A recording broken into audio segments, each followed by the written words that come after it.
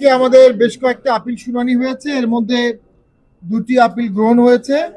মাহমুদুল হক মনি শেরপুর 1 ওনার নমিনেশনটি গ্রহণ হয়েছে, আপিলটি মঞ্জুর হয়েছে।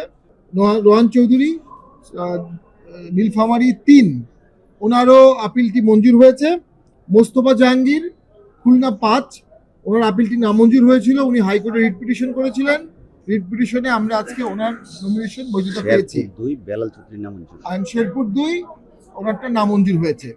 তো আজকে আপিল শুনানির শেষ দিন। আমরা এখন পর্যন্ত আপিলে প্রায় 38টি আপিল মঞ্জুর হয়েছে এবং হাইকোর্ট থেকে আমরা এখন পর্যন্ত 4টি প্রার্থীর বৈধতা হাইকোর্ট থেকে পেয়েছি। তো আমরা মনে করি খুব কষ্টসাধ্য একটি কাজ নির্বাচন কমিশন করেছে।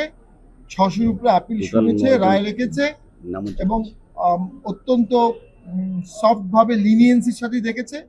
দ্বৈত নাগরিকত্বের বিষয়টিও তারা ফয়সলা করে আপাতত যারা রিনাউন্সিয়েশন অ্যাপ্লিকেশন দিয়েছে তাদেরকে তারা প্রার্থী হিসেবে বৈধ করেছে।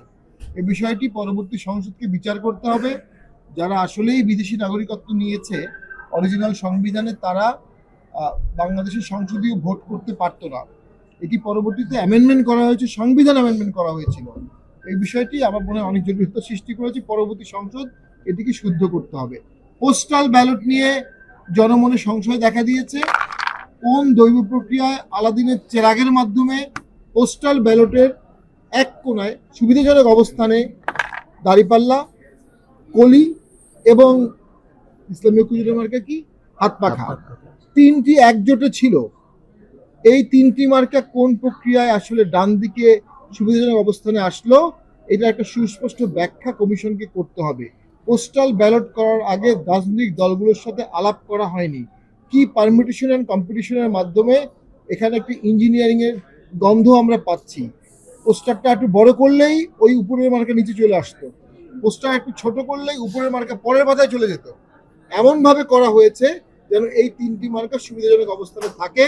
এটি কিছুটা সন্দেহের উদ্বেগ করেছে। পাশাপাশি আমাদের একজন অত্যন্ত জনপ্রিয় প্রার্থী গোলাম কিবরিয়া টিপু, বীর মুক্তিযোদ্ধা, 3 বারের সংসদ সদস্য, উনি জেলখানা থেকে নমিনেশন দিয়েছেন। উনি এখন পর্যন্ত 9টি মামলায় ওনার জামিন হয়েছে। এর মধ্যে 5টি মামলায় উনি এফআইআর-ভুক্ত ছিলেন, 4টি মামলায় ওনাকে শোন অ্যারেস্ট, অর্থাৎ উনি এফআইআর-ভুক্ত ছিলেন না। যখনই উনি জামিন পেয়ে বেরোতে যান ওনাকে একটি করে মামলায় জড়িয়ে দেওয়া হয়। আমরা এই বিষয়টি তীব্র নিন্দা জানাচ্ছি। ইতিমধ্যে নির্বাচন কমিশনে তার পরিবার এই বিষয়টি জানিয়েছে। আমার বিশ্বাস এই তফসিল পিরিয়ডে কাউকে অ্যারেস্ট না করা এবং প্রার্থীদেরকে জামিন দেয়া এটি স্বতঃসিদ্ধ একটি আইনের ধারা। এই ধারাটি অবশ্যই অবলম্বন করা উচিত। তবে আমি ব্যক্তিগতভাবে মনে করি এই বিধানটি রাখা উচিত না। একজন লোক যখন বিদেশি নাগরিক হয়ে যাবেন আর শুধুমাত্র ভোট করার জন্য উনি এটা ছেড়ে আসবেন, তার সাথে ভবিষ্যতে রাষ্ট্রের অনেক স্বার্থ সংশ্লিষ্ট ব্যাপার আসতে পারে। এই বিষয়টি ভবিষ্যৎ পার্লামেন্ট অবশ্যই ইন ডিটেল আলোচনা করা প্রয়োজন।